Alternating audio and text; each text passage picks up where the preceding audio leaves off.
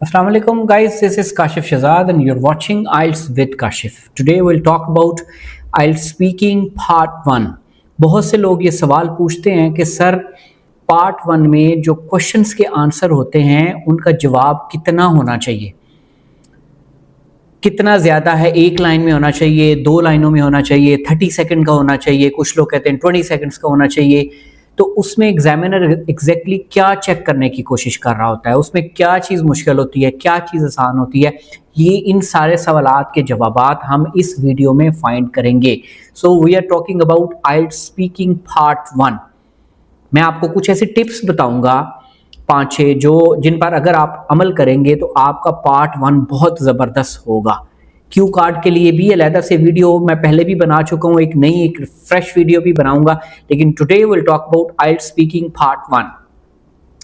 सबसे पहले इंट्रोडक्शन आपके सामने पार्ट 1 4 to 5 मिनट्स का होता है। बिल्कुल इंट्रोडक्शन इसको कहते हैं। इसमें simple questions about everyday life, आप क्या करते हैं, आप कहाँ पे रहते हैं, आपकी हॉबीज़ क्या हैं, आपका फेवरेट रेस्टोरेंट कौन सा है, मतलब कोई भी जो चीज़ें जो आप नॉर्मली करते हैं ये उसके बारे में आपसे पूछेगा। इसकी ड्यूरेशन 4 to 5 मिनट्स होती है। एग्जामिनर इसमें आपकी fluency, pronunciation, grammar and vocabulary check करता है। ठीक है। अच्छा, ये पार्ट बिल्कुल भी डिफिकल्ट नहीं होता। इसमें जितना आप नेचुरल बोलेंगे उतने आपके नंबर बेहतर होंगे। Do not try to make it कि अच्छा जी इस तरह करना है या इस तरह करना है। मेमोराइज्ड आंसर होंगे तो आप मारे जाएंगे। ये क्वेश्चंस पता है ना, ये आने हैं, लेकिन आप जितना उन आंसर्स को याद करेंगे आप उतना ही मारे जाएंगे। सो बी नेचुरल, बी जेन्युइन। देखिए आप क्या करते हैं, आप क्या खाते हैं, आप कहाँ से खाते हैं, आपका फेवरेट रेस्टोरेंट क्या है, ये सारी चीज़ें आपको पता है। आपने बस उनको इंग्लिश में एक्सप्रेस करना आपको आना चाहिए। ठीक है। अच्छा, सेकंड हम चलते हैं। सेकंड पॉइंट हमारे पास है परफेक्ट आंसर क्या होता है। अब वो आपसे पूछता है कि डू यू लाइक म्यूजिक, तो उसका एक जवाब तो ये है कि यस आई लाइक म्यूजिक।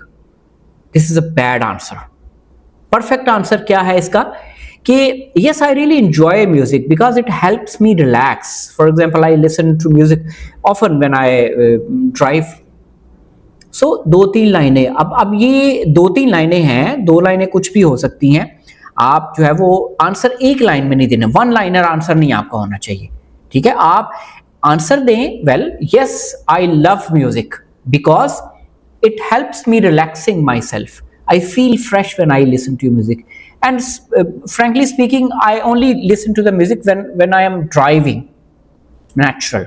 ठीक है।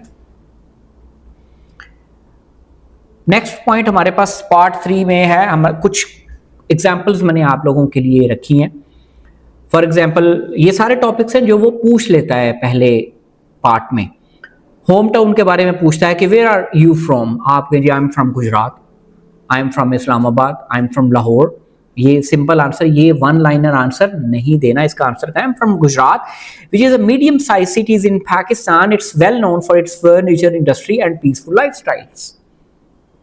सेकेंड टॉपिक आपके पास है स्टडी और वर्क के बारे में। डू यू वर्क और स्टडी, एक जवाब ये भी हो सकता है yes I work, yes I study in 11th grade या आई स्टडी इन बैचलर्स। आप कहें कि आई am currently working as a private tutor and before that I have passed my bachelors from that university और I have cleared my intermediate from that university. और you can say I am currently working as a tutor, I teach English and help student prepare IELTS which I find very rewarding। आप जवाब दें, reason दें, example दे दें। Question next है जी hobbies के बारे में पूछता है what do you do in your free time. आप कहें in my free time I usually watch educational videos and practice English speaking, it helps me improve my communication skills. ठीक है। डेली रूटीन के बारे में क्वेश्चन पूछ सकते हैं what do you do usually in the morning. आप ये ना कहना कि I usually go for morning walk in the morning, that's it. उसका जवाब थोड़ा सा अच्छा बनाए कि in the morning I usually wake up early and check my schedule, after that I have breakfast and start my work. या आप add कर सकते हैं कि well, I offer Fajr prayer when I get up. I get up early. I go for walk and then I come back and I have a breakfast with my family. Then I go to work. Music के बारे में पूछता है जी, do you like music? आपने इसका जवाब ये नहीं देना कि yes or no.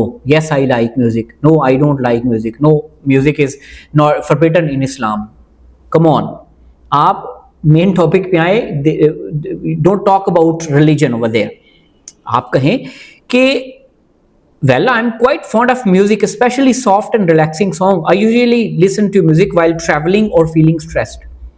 अगर आप म्यूजिक नहीं सुनते तो आप कहें कि well, I'm not fond of music and I don't listen to music. But sometimes I do listen to some qawwalis, Rahat Fateh Ali Khan, Nusrat Fateh Ali Khan, that feels me relaxed. Examiner will understand what are you trying to say.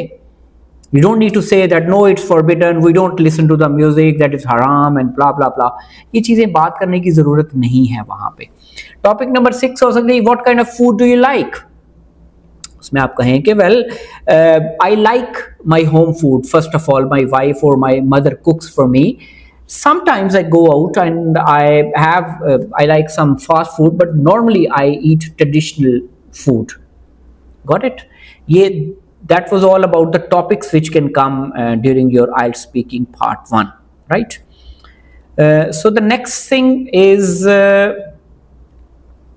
Mistakes to avoid. आप क्या चीज़ नहीं करें. एक मैंने आपको बता दी कि 1 word answer आपने नहीं देना, आपने 2-3 लाइनें बनानी है उसकी.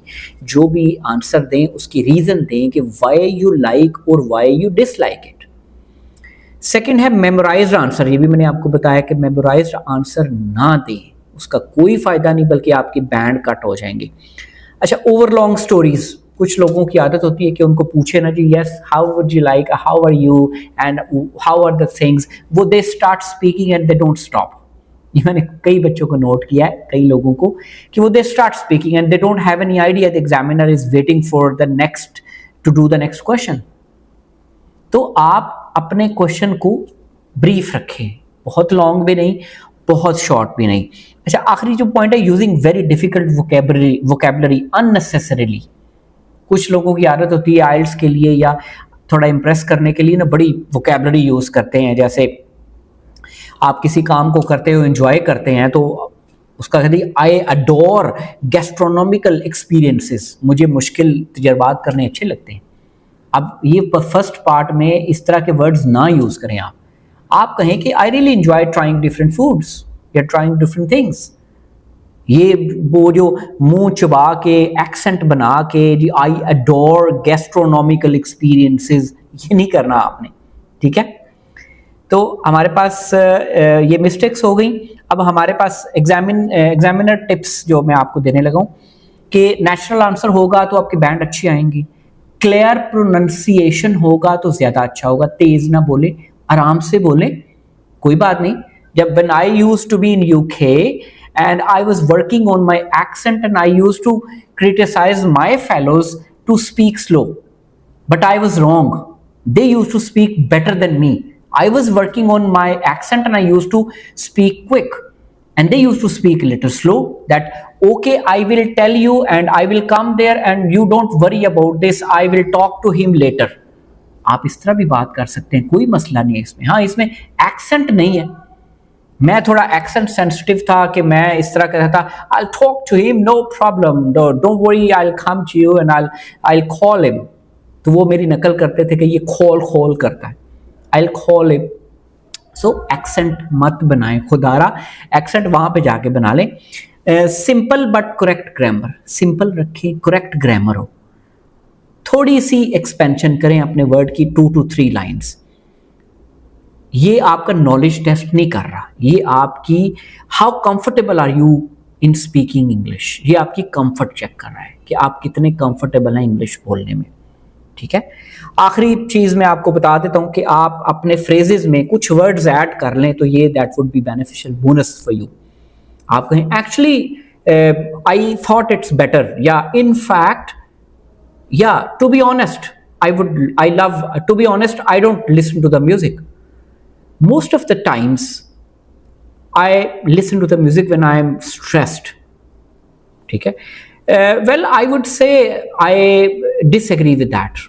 इस तरह के फ्रेजेस आप ऐड कर लेंगे अपनी जो कॉन्वर्सेशन है अपने पार्ट 1 में, तो अच्छा होगा। आप इसको सिंपल रखें, कोई एक्सेंट की ज़रूरत नहीं, सिंपल इंग्लिश बोलें, क्लियर बोलें, प्रोनाउंसिएशन ठीक रखें, ग्रामर ठीक रखें, so you will get the bands. IELTS with Kashif में अभी तक के लिए इतना ही। इंशाल्लाह नेक्स्ट वीडियो में आपके लिए स्पीकिंग पार्ट 2 और पार्ट 3 पे भी एग्जाम्पल के साथ आपकी खिदमत में हाजिर होंगे। तब तक के लिए इजाज़त दीजिए और अपनी दुआओं में याद रखिएगा। अल्लाह हाफ़िज़।